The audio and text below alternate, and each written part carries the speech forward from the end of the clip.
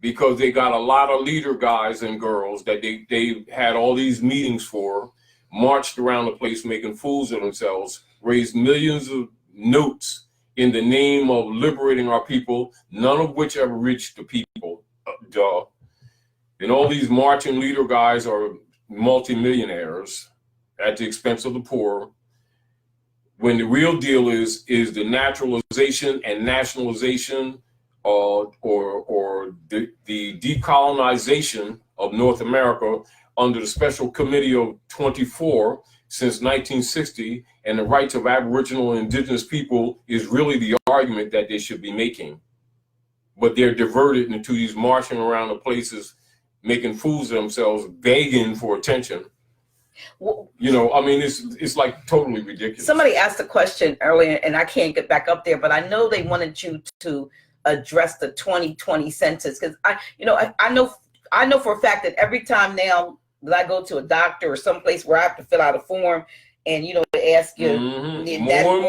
I click put other and write in Moorish American. Now I'm figuring the people look at me and then change it to Black or African Americans, because that's their property, right? But I write on remember there. Remember. But what do you think? What can we do to influence the census so that we can have our proper identification? Or do we need to? Or do we even need to be a part of it? Straightforward? I want you to be. Essentially, the people have been denationalized. To fix the problem, you had to reverse the process. That's straightforward, uncut, the answer.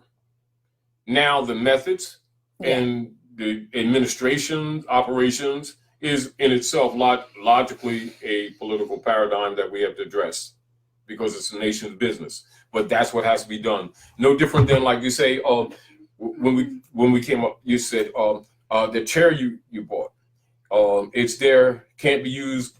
Some screws and nuts have to go into it, right? Right. Perfect chair, isn't it? Right. Mm-hmm. Not functional to put the screws and nuts in it, right? Right. So it was designed with the screws and nuts, but for packaging, they took them out and then it goes in the box. Now, if you don't put the screws and nuts back, you don't fix it. Now, so how do you fix a people who are what is recognized all around the planet as stateless persons? That means persons who have no foundation of nation state or nationality and are subject to all kinds of abuses because of that status. Simple. You don't sit around, march and pray. You nationalize them. You do a tracer on their pedigree and their bloodline because it's traceable. And you take them out of a brand or caste system and put them back into their proper status. In the world, on planet Earth, all over the planet Earth, that is called nationalization. As an example, let's get an example, even with this thing that they're making all this fuss about, their sister in Congress, calling her anti-Semitic. They're calling her anti-Semitic because she spoke up for the Palestinians being genocided. Right. So to speak against genocide is anti-Semitic, implying that you're against European Jews.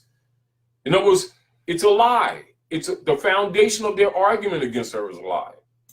And I'm not defending any, negative that she may have projected. That's just simply the fact. It's like somebody saying, please take your hands off my nose so I can breathe. Oh, you're against God. It's the same thing as saying that. But people who are controlled by what you call the European narrative will follow that and argue and call her anti-Semitic, never paying attention to what she actually said or even analyzing the words. Her arguments was that the Europeans, Jews, misusing, murdering, genociding the Palestinians, Aboriginal people of the land, who are real people of the land, is a war crime and is unlawful and should not be supported. Yeah. And they're calling that anti-Semitic. That's basically what they're saying. Even though their leader was just recently indicted for crimes against humanity. Yeah, of course. But see, even look how long that even took. And that has to do anything because of other things that have taken place with other nation states, because that it was a wall of protecting all of them with that criminality, including the reconstructed history, the color of law, arbitrary activities taking place from the Vatican to Fleet Street in London to Washington, D.C., networking to carry out the Spanish Inquisition and the unum sanctum policy against the Asiatic and African nations. And that's a fact. That's an absolute fact. And it's been protected. Does Congress and the Constitution refer to the nationals of the land? I'm not sure. Well, it's conditional. Now, under the Republic, you had what you call operations or treaty operations. So therefore, you had Asiatics and Europeans in the Congress. After 1861, every so-called congressman is actually a private oligarch operating as a board of director for the United States Service Corporation, which is now registered and operating from Puerto Rico. And that's a fact.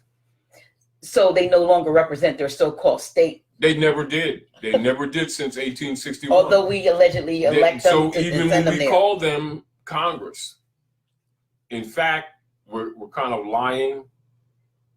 There was no Congress for the United States Republic since 1861, and officially since 1871 with the for all those who are listening, research the Organic Act of Congress 1871 in February, and read between the lines at the same time. Also, look at what has been published for the entire world, which is the motu proprio of Pope Francis in 2013, which allegedly dissolves the activity of the doctrine of discovery, which has been operating, and that so-called paid-off black scholars have been calling racism and marching their people around, knowing that they're wasting their time, knowing that they were suffering under unum sanctum and the doctrine of discovery, etc. And so the deal of it is, if people really want to begin to solve some problems and really answer a lot of questions, study the true world history and stop accepting the narrative of mainstream news, because they're liars, bluntly, including their Negro marching leader guys who follow that narrative. Who's the guy that we highly recommend? Steele. What's his name? David Steele. David something. He says three names. Robert, I think it's Robert David Steele. Yeah, he used to be a CIA agent. If you really want to hear some on Google I'm putting him down here, Robert David Steele, on YouTube? Yeah, on YouTube. YouTube. I'm just putting YouTube. Yeah. And then also read the Pope's letter that 2014 that Anna von Ritz helped him draft. That was mailed directly to Barack H. Obama. That'll give you a lot of the history, etc. But the major thing is that most of our people need to understand that the United States, written in different forms, is a private, for-profit human trafficking corporation, is not the country. The country that you're standing on in North America is Morocco, referred to as the Maghreb, Morocco, the most extreme west. This is what the treaty is based on, that Barack Obama exposed when he went to Egypt, and he exposed that the American Constitution comes from Muslim law, because it absolutely does. And so the deists that they refer to as the founding fathers, being, Madison, John Adams, Benjamin Franklin, etc., they weren't Christians, they were deists. So that's just simply the fact. The people really need to know the real history, and those who know the real history should tell the truth and stop allowing our people to follow this false paradigm of reconstructed history. As an example, for all of you who are listening here at the House of Reawakening Minds. Oh, we're it's still the House of Reawakening Minds, because it is what it is. It is what it is, yeah. With all due respect. We just in another studio. Yeah. Like the average person, like those who know the real history of contemporary North America, know that John Hanson was the first president for the Republic, United States, and he was Moorish descent. And they also know that George Washington was the 9th president. However, for the training of rats and donkeys and persons under servitude, they're trained under miseducation that George Washington was the first president for the United States Republic. But it is known by all scholars around the world that he was the ninth. And that's just an example. And for any of those, and he wasn't elected, was he? No, he was appointed. And for for those others among our own who don't want you to know this information, because those are usually the trolls, go do the research for yourself, and you'll find out for yourself. As a point of fact, just deal with this with the Articles of Association, Articles of Confederation, and look when the Republic was established. You'll see it is 1781, and you'll see that George Washington was appointed 1789. What happened to those other 9 years? The other deal you'll recognize is that at that period of time, the president was the position was held only 1 year. So the change into the 4-year cycle was actually later. So any scholar knows that. But we want to answer this question because the sister did ask it a while ago, and but she repeated it. She says, should Moors in the UK territory be operating day to day as they would if they were on the USA territory, filing the same paperwork? In other words, what? Well, look at it this way. Let's tell certain fundamental truths. The United States Corporation Company is operating in North America is a tributary colony of the UK. They're one jurisdiction. Same with Canada. And Canada and the United States Corporation have the same international number. How about that? So what does that tell you? This is back to the point where people's concept of foreign and distance, geographic distance, is corrupted. People need to understand that when you're talking foreign in politics, 90% of the time you're talking jurisdiction. And people are assuming that there's a jurisdictional separation when the monetary system and the court system operating at North America is run from Fleet Street, England, in London, including the monetary operations. So I think that should answer your question. Well, so we are all... No. Let's back up. Okay. Let's back up. It is hard for people to accept because psychologically, they've been thinking separate jurisdictions because it's hidden from them. It is no different than someone asking, well, does McDonald's in England, are their franchise of the head corporation of McDonald's that's located in Michigan or somewhere? It's the same exact thing. Okay. Now, the accents of the people will be different.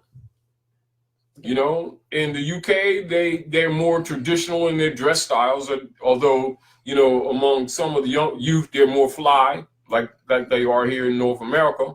But in general, they're more traditional. And by standards at North America, some of their clothing would look 1800s. Even some of the maintenance of this, furniture styles, if you could, more conservative, to that point.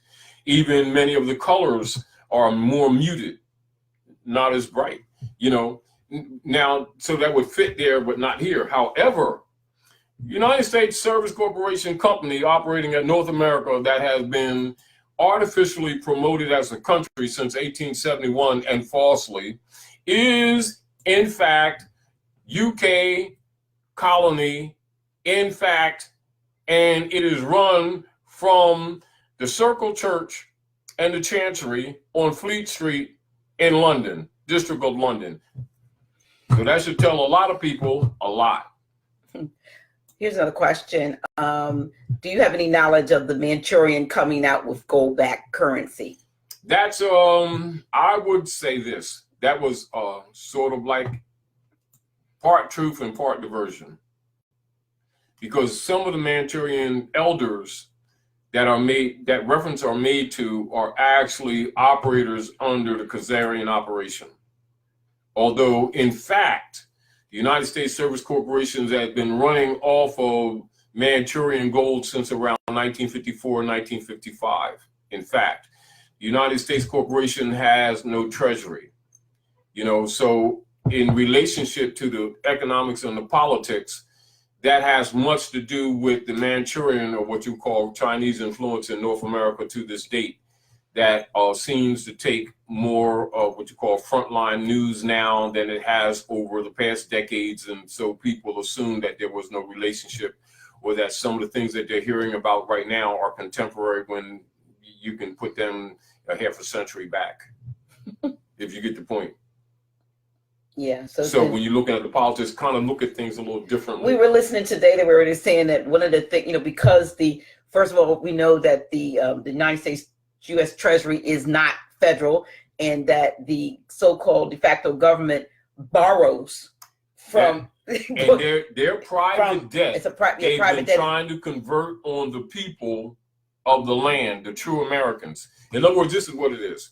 You have de facto, translation, fake. Fraud, fraudulent, fake, artificial, alien people who've been calling themselves Americans, who have been controlling the land. So it's an interregnum governing body that are not legitimate, that is by corporate descent or secession, operating on the land at North America, and more specifically since 1781, who have been perpetrating a fraud against the people, building up artificial debt in the guise of actually robbing the nation and the people, and then dealing with the political paradigm of trying to convert their private debt onto the natural and true Americans, which is what they've been fraudulently promoting as, quote unquote, the national's debt or the national debt, when the nation has no debt whatsoever.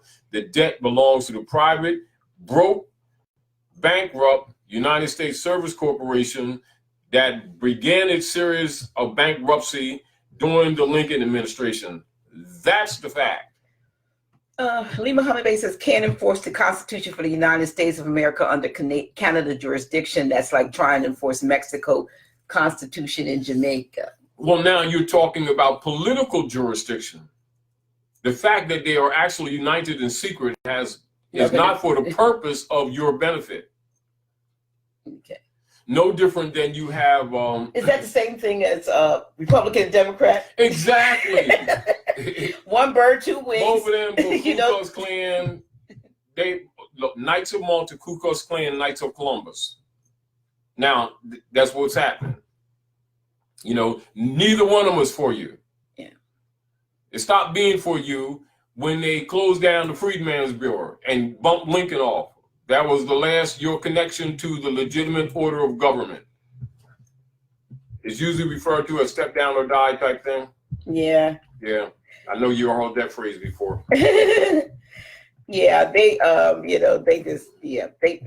we realize certain things, but you just kind of try. We don't make connections. Yeah. And again, and that's because people have changed the narrative. Mm-hmm. You know, in other words, when you really go into the history, even 50, 60, say 70 years back, you weren't arguing race and color. Mm. Although those paradigms were being developed for social use, you were talking nationality and inheritance. Mm-hmm. Okay, let me see. Let's go. We got some more questions here. Good, Craig, because my thing, the line's down. Okay, let me get up here, see what it is. Has the bank, going back. Has the bank, international settlements, or the IMF placed a lien on the U.S. Service Corporation? The IRS is the servicer for collection. All right, let's look well, that is absolutely true. But let's look at this. Isn't this interesting? When you really don't understand the politics, it shows you how they can build what you call different corporate shells and convert the assets of one to another under the guise that is being sold or transferred when it's the same thing. So the IMF is the Jesuits. International Bank for Settlements is the Federal Reserve.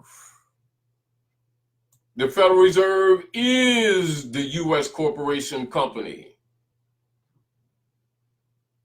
with a different name.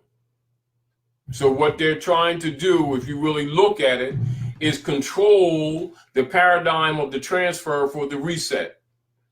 of the financial system, which is being pulled from their hands. Are we clear? And so the Bank of International Settlements is the bank for all of the 12 districts of the Jesuit order of the Khazarian operations, faking as Jews, etc., which we call the Federal Reserve and the IRS, all of which are the United States in different names, in different iterations. Here's a question. What significance does our flag have when we are wearing it in public, and aren't policy enforcers supposed to honor it before approaching? Now, let's keep it very simple. As we're speaking, always take in consideration Act 6 of the Moorish Science Temple of America in the bylaws, constitutional bylaws, the Moorish Temple of Science, and then deal with Article 6 of the Constitution for the United States. Also dealing with Article 3 of the Constitution for the United States. And you can see that the treaty and the Constitution comprise together the supreme law of the land. With that being so, your question is answered. They're already obligated. So they're in breach, aren't they? So that means it's an act of treason when they don't. Which leaves that question here. How do we hold them accountable? Start holding your own people accountable for not declaring their nationality. And start looking at the fact that we've both been in violation and accept responsibility. Mm-hmm. And start flying your colors like other humans do, showing that you honor your mothers and fathers and that you are claiming your estate. Here's one of our brothers, I think, from the UK. He says UK is aware of Moors and common law, as the UK law came from Muslim law, found partly in Hindustan. I guess in Hindustan. Of course. Yeah. You know, people who know the real history know that. Mm-hmm. You know, we're not in conflict. The deal of it is the people who you've been assuming are the law are what? Arbitrary, feudal law operators. Mm-hmm. They are de facto. When you start doing the research, you'll find that the unlawful de facto operators are implying that constitutionalists are unlawful. And the people who don't know law have been putting that to question, when the reality is they're questioning the wrong side. You know, it's like people got and broke in somebody's house and they want to throw the people who own the house out. The guy who broke in the house, robber, sitting at the table eating a peanut butter sandwich, crying to him out, they're taking all my shit. And they want to throw the owner of the house, the people of the house out. I'm just making a connection. If I could put this, there's someone who said they were looking for the Moors in UK and couldn't find them. So I'm going to put. All right. If he's of Asiatic African descent, you just found him. Yeah, but I just put yeah, because he's from UK. So but I understand what he means. No, that's a she who said. I know. I understand what she means. However, reality is, it's sort of like a Chinese being in some other area saying, I haven't found any Chinese. You look in the mirror. Conscious Moors.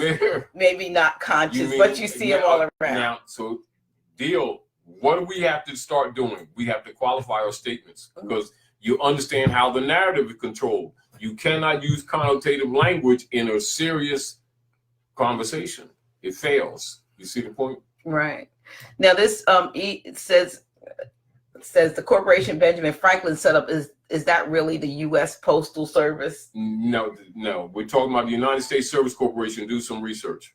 Okay. That was appointed and supposed to get the 19 enumerated powers, which Lincoln bankrupted, because the fact of the matter is that they ran Lincoln on that platform, because being a member of the bar, according to fatwa or Muslim law, they cannot hold an office in the United States, the republic, not the democracy that was later established under fraud. Keep this in mind. Under the republic, a member of the bar, and this is due to their allegiance to the secret treaty of Verona, could not hold an office in the United States because their missionary work was to overthrow the republic.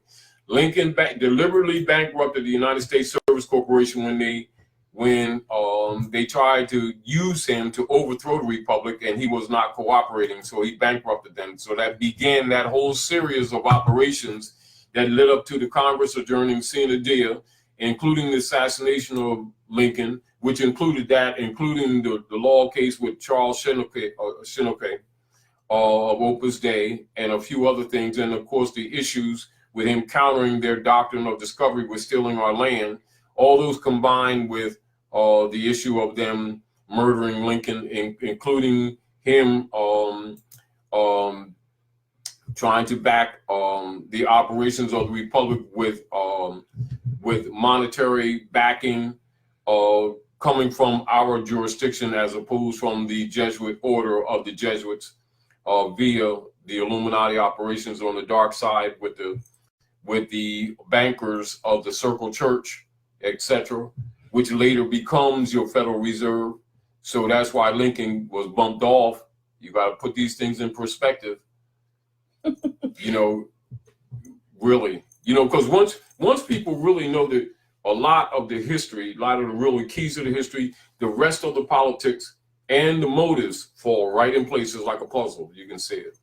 I think you kind of addressed this question. Maybe she came on later, but she says, April says, I have a question. It's interesting that our grandparents and our great-grandparents have never referenced our parents as Africans, mostly as Native American, Cherokee, Pequot, and such. He says, so does that tell us that the slave trade was not as significant as we've been told, because we were already here? The general slave trade is a fraud. It's reconstructed history, including Native American. They made that up in around 1930 area. That's a social paradigm too. Who are those that are the ones that are on the reservation now? We are Cherokee, what we call, like in my family, it's Ana Yanwea. Who is it that they have on the reservation? Mostly Shemites. And they're mostly like Asiatics. They're Moors and what you call Chinese or Chinese Manchurians, Asiatics. And they've been here with us for thousands of years. They didn't just, Europeans didn't bring them in just to do some railroads like they tell you in history. The Manchurians have been here with us on this side of the water for millennia, even during the time before the Great Earthquake. So the real deal, and most of what you call the mixtures of the Moors, or what you call the darker Asiatic stock with the more hybrided Asiatic stock is represented as Native Americans in the pictures that the Europeans present as an image, which is a false image. They are indigenous, we are Aboriginal. Okay. And Native American was made up just like Negro American was. And just like Jesse Jackson made up African American in 1968. All those are contemporary terms. And the deal of it is, what the European does is he makes up social paradigms, we adopt it, and that puts us under his jurisdiction. Mm-hmm. Get over it, we're Moors. And on the islands, they'll be called sometimes Maroons. Get over it, get over it. Know yourself. Gerald Bay says, I have notes that are silver certificates that cannot be exchanged for silver coins. Because they ain't gonna give them to you. I'd like to change them over to silver coins. Well, now you're dealing with a de facto platform called the U.S. Democracy, whose members of the Ku Klux Klan party, called Democrats and Republicans, set that platform up for the purpose of stealing your gold and silver coins. So are they going to give you their gold and silver coins for their worthless debt notes that they imposed upon the people? Answer your own question. Until that platform is corrected and changed and those people are removed, we ain't getting shit, to put it bluntly. So let's get over it. I mean, look, one thing we got to start doing is being realistic. Why are we nationalizing these people? Why are we telling these people to nationalize? They themselves have to change the paradigm. The people that are in office are de facto. They're unlawful. They came to steal your gold and silver, which they have successfully done. You think they're going to change the counterfeit note that the people think is money for the gold and silver that they've stolen? As Byron, let me see, let me go back over here. Well, O'Neill says the Europeans came on slave ships. That's right. I have a book back here called White Cargo. Of course, because the word slave applies to Europeans, Slovakians, yeah. And this is where people need to understand the paradigm of connotative linguistics. And we keep trying to take certain paradigms back into a time when it did not exist. And it's understandable, but we've got to start cleaning that up. We are the original Europeans. Exactly, because even the European, they're Albion. But that's not secret. You know, so Europa's the Asiatic queen who took some responsibility for their care. Even the land of Angles that you call Ingla land today, you know, it was Asiatics. So when you go into European history and you talk about the Danes and the Picts, they were Moors. That's not a secret. Anybody can go to Europe and the UK and start doing research on the Picts and the Danes and the Moors. They're all Moors, superseding the pale stock of the Occidental stock that were later ceded. The land was ceded to them. They're not technically even Europeans. So that's the true history. It's not a secret, you know, but we're putting things into perspective of current politics, because the current hybrid Europeans have done what? Through their doctrine of discovery. They have literally, in a sense, conquered the world. Although they're losing their soul now, they have gained the whole world and have deceived the whole world. And it's what it is. And so the complexities that we're dealing with in social economics are a result of the Spanish Inquisition. And they cannot be fixed without people addressing the truth of how we got to where we are now. This is why so-called black scholars, you understand, must be called to the table for the fraud that they've adopted and put on their own people, avoiding dealing with the reality of how we got to where we are today, and how they keep on taking the brand systems of the German Dutch masters and taking it retroactive in history in its linguistic form and calling African people black. They're not black. They have nationalities. Stop insulting civilized people just because some of these people have become conversos. And we need to stop defending these fake black scholars who keep on pumping a fraud narrative and know they are, but they know that our people don't have a background in history and jurisprudence, and that's been allowing them to get away with this, including the fact that the Europeans corporations have been backing the black so-called groups and black organizations, making them think that under the 14th Amendment, they're going to get a nigger cookie. Oh my goodness. And so people out of ignorance keep supporting them. Someone says, William Amalone Bay says the Irish was the first slaves here. Talk about the so-called snakes that St. Patrick. So even when you're talking St. Patrick's Day, aren't you talking Moors? Go in, yeah, exactly. So when you St. Patrick's Day is tomorrow, y'all. Yeah, that's my solar return. But St. Patrick's Day, of course, mine's Valentine's Day. Yeah, we got those. They hooked us up. We came on those. Yeah. But anyway, talk about the so-called snakes. St. Patrick's Day in Asiatic African culture is also referred to as Tag Day. And the running the snakes out of Ireland is when they ran the Moors out of Ireland. Now that's the truth.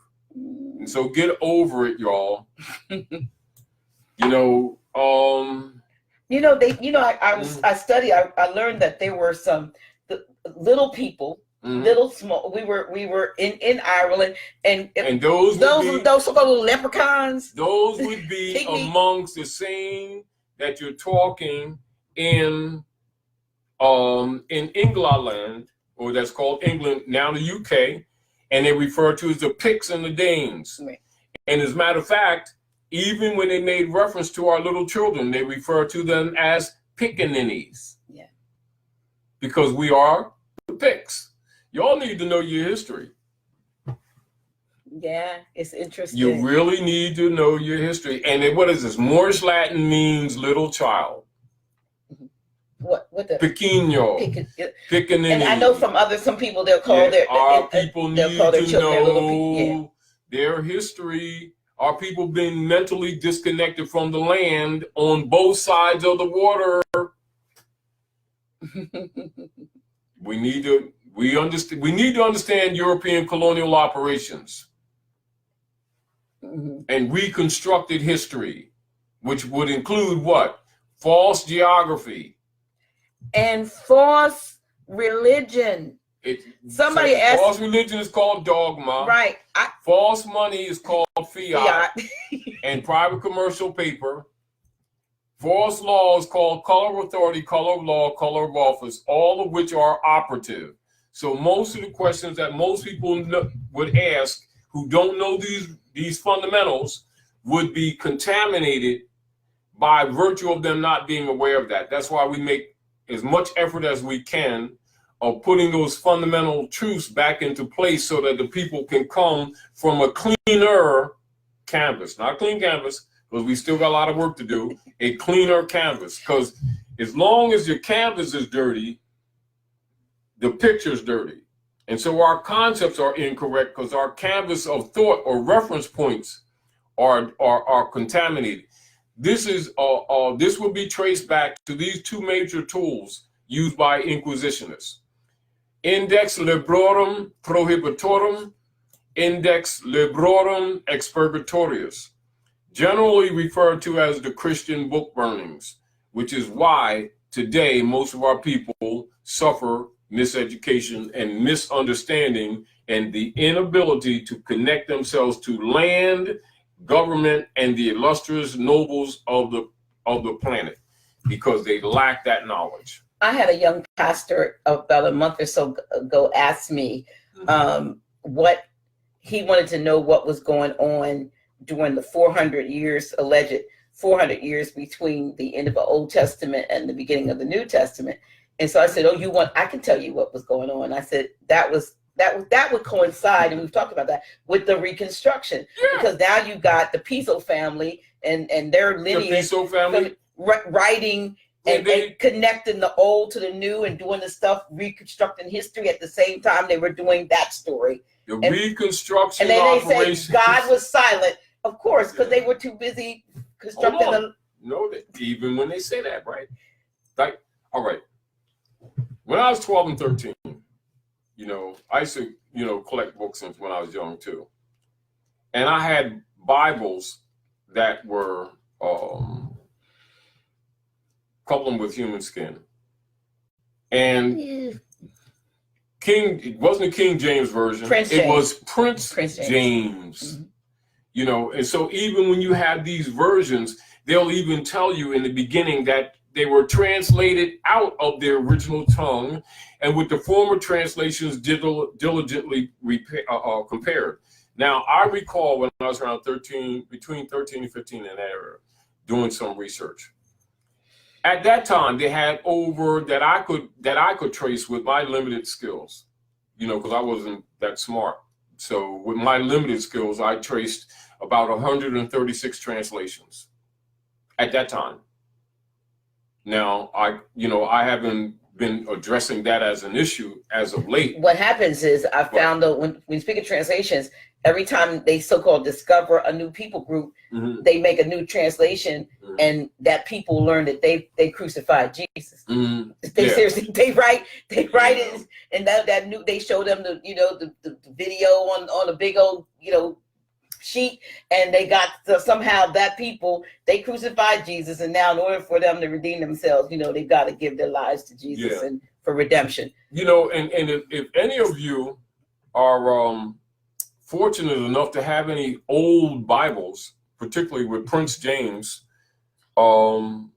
share them and take the time to call into the House of Reawakening Minds and share the entry pages, because the people will quickly discover that the adulation that is allegedly given to Jesus in your modern so-called contemporary churches, Protestant houses, etc., that adoration was given to Prince James. And all they did was remove those pages and now promote it in the name of Jesus. Yeah. And now most people who read the Bible, King James Version, think that the perspective that is presented of Jesus was always the perspective. No, it was that honor was given to Prince James. And it become obvious that these people are kind of like out to lunch a little bit. Yep. Particularly people who keep promoting the Christian dogma in the name of Jesus, knowing that they're lying to the people. Because we're not even talking about the older Bibles. We're talking about just when he was Prince James. And this is, again, you know, for those sellouts here, while they honored, you know, Prince James and called him King James and named the James River that's going down through Virginia. Virgin land and Mary land, Mary's land, and the Virgin Mary, Virginia and Maryland, and the James River. Think it has no connection? It absolutely does. It's for mind control. Change the names, and after a while you mold the people, and then you control the people, and you have what? Claim over their estate, because you got claim over their minds. Yeah. And therefore the European has declared himself successfully God. And that is so, yeah. I think that's in the book of Thessalonians 1 and 2, since they, you know, people talking about the book. Yeah, if we didn't answer your question and it may have been too far up, I can't, for some reason, Facebook is not letting me go all the way back up. It's kind of locking, they're trying to control the narrative. Wait a minute. No, okay. Yeah, I see it. No, not that one, but that's not the I question. know you keep trying to. I keep trying to go up, but it won't let me. So let me go forward and just see some. And if you want to repeat it, unless it was, copy religion, false money, false courts, false for the false black people. Okay. Why is it we still as Moors can't come together if our lives depended on it? And it does. Wow. It's because half the people, their concepts are wrong. Remember, still, many of the active Moors that you see now are dealing more with civics and scholarship, and it's less hard to reason with them. However, some Moors are still in the controlled mentality that Moor is a religion, and therefore they still are subject to the schism operations of who's that? J. Edgar Hoover and Calvin Coolidge since 1924, 25 in that area, when they set up the COINTELPRO operations. And so that is the basis. And plus, our people have been trained under their schism operations of the Constantinians to identify with their clubs and not with their pedigree. And that's the origin of the schismata, which is the military term that the European used, making references to the Moors in their divisions amongst each other, which represents the divide and conquest operations. So you're looking at social engineering. This is long. Let me see. Where will we go from here? Moors need proof to believe they are Moors. All the bodies are known. Okay, yeah, he's putting quite a bit of stuff. Hey, Christians, read the Geneva. Okay. All right, I'm just trying to go through some of the questions. So, okay. Oh, okay. Carlita Jarrett asks, what is the process of, okay. We can, I'll send her, well, obviously she's new, new to knowing this. I think a couple people have responded to her. Anyway, Grand Sheik's views on the consulate in its current role, Islam. Basically, the principle is this. The consulate represents Moors who are active and not passive in enforcing the Constitution, particularly in the judicial matters that deal with logically rights and estates, i.e. Article 3 of the Constitution, which is the duty of all Moorish Americans, all nationals, and all true American citizens. That's the answer. Well, you also agree that it's needed, because there's some that don't. Well, they can. Well, look. Put it this way. Anyone that knows anything about the works of Noble Drew Ali and the works of Marcus Mosiah Garvey understand that a major part of their work was teaching governmental principles to our people. Now, one of the major missions of the Moorish Yvani national movement of the world and of North America is the enforcement of the Constitution for the United States. The consulate is the natural, from a law perspective, venue by which our communications were to be made with what you call diverse party, i.e. Europeans in treaty and in constitutional enforcement. It's called Article 3, Section 2, which deals with ambassadors and consuls, etc. That is the venue because it deals with diversity of citizenship and diversity of nationality. Not only with Moorish Americans, but also with people of different states, etc., as the states themselves, in part in union for the United States, are essentially designated as nations in union, and that's a fact. So the foundation of that Constitution is a diversity platform, and thus the consulate is the necessary operations for Moorish Americans to start exercising their 5 senses and carrying out the law and carrying out the principles of the Moorish movement that they agreed to when they took that nationality card. Let me see. I pinned a couple. This brother's put his question twice. He basically is saying, he said he's been talking, well, here it is. I'm talking to my dad about the Bible. Tell him Jesus is a mythological person called Caesar and we are the true gods. Is that fact, or am I approaching my father correctly? Well, that's if he's saying it like that, then that's not exactly correctly, because you're not giving him reference points. Number 2, because God is a generic term. That's number 1. Right. See, so, and this is again how the European controls the narrative. Some assumed positions without qualifications, connotative linguistics.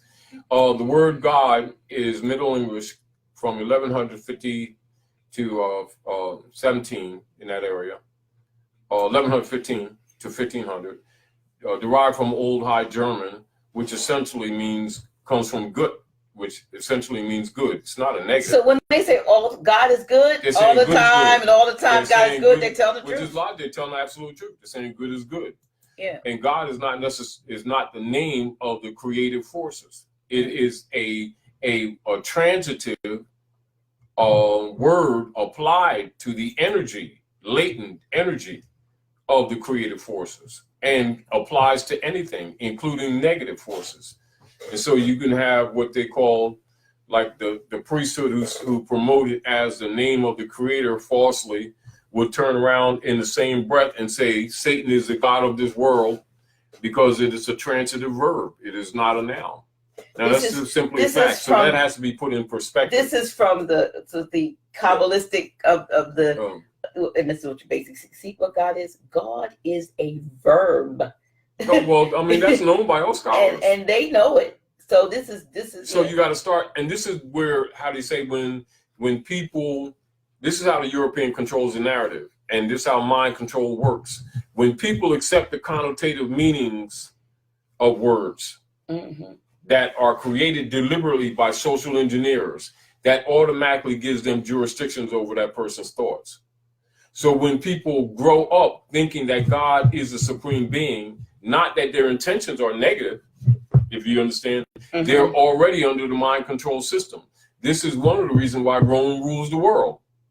Mm-hmm. So again, while you're trying to straighten up your father, you'd be best going into understanding, say, going to the history of the development of the Niceno-Constantinopolitan Creed, which is the official name of Christianity, and the operations of Constantine and Pope Sylvester with the tithing system, etc., and also in the linguistic form, knowing that J wasn't even in the language, and it definitely isn't in any of your Semitic languages, i.e. in Arabic, Aramaic, or Ibri, that they call Hebrew, etc. There is no J. And so there could never have been a so-called Jesus coming from any of the Moabite, Canaanite tribes, of which the one that they called Jesus was Moabite. And his grandmother was Ruth the Moabitess, and they got a book for her in the Bible. So Ruth was a Moabitess, and so was the one that they called Jesus, which is a password.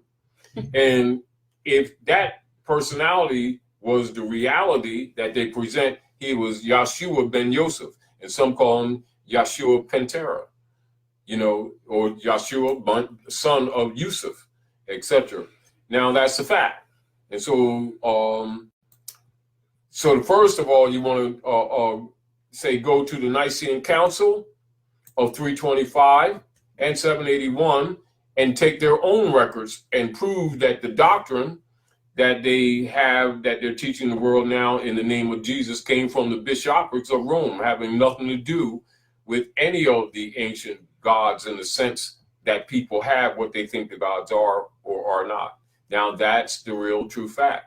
You can just trace that through their own records. And close, you can do a little bit of research on one they call Serapis and put it all together and give them their own records and give that to your father, and that'll straighten them up right overnight if he wants to really listen. Hope that answers your question. One thing I would just add to it, you know, me having, you know, gone through what I did, you know, awakening from being a pastor, apostle, and, you know, walking in that office of deception for such a long time, you know, I found that the first thing you want to do is tell everybody what you learn. You want to share that, and you learn as time goes by that not everybody wakes up at the same time, and that it's like every piece of fruit don't ripen on the tree at the same time. And on in the natural, if somebody is awakened abruptly, you get angry. So you have to, you know, I tell you have to be the change that you want to see, and eventually people will kind of look and say something different about you, or you'll know. I always know when somebody's ready to hear the truth that I have, because they usually they'll like to sit there and ask something that'll open the door, and I say, okay, now I can tell. I'm not just going to go and say, ready to receive. Hey, did you know that Jesus is? You can't convince them. No, it doesn't work like that. So rejection. They will come to you when it's time. We say when the student is ready, the teacher appears. That's how it is. Well, anyway, what advice do you have for people after they proclaim their nationality and put it on record, such as doing business in your free national name, selling business in your all caps name, such as discharging debts, etc.? This is what I would have. Concentrate on dismantling the corrupt system, and all other things will fall in place. Translation: seek ye first the kingdom of heaven, and all other things will be added unto you. Because the real deal of it is, they, as long as they're in power, will control the straw, because that's their instrument. Although it may sound like us, it is not us, nor are we ever allowed to tap it. Okay.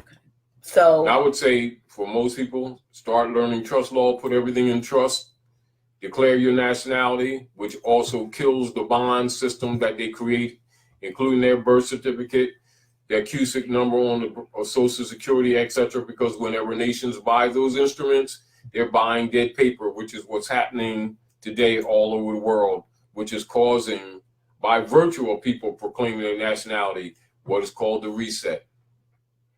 And the reset is not just monetary, it's the reinforcement of the Constitution for the United States. And if you don't believe that's true, talk to some of the diplomats in the different nation states, from Ecuador to Honduras, to Russia, to China, to Japan. And in the background, the reset, a lot of people think it is just the monetary system. No, the other nations are forcing them to enforce the Constitution for the United States, i.e. go back to the republic format.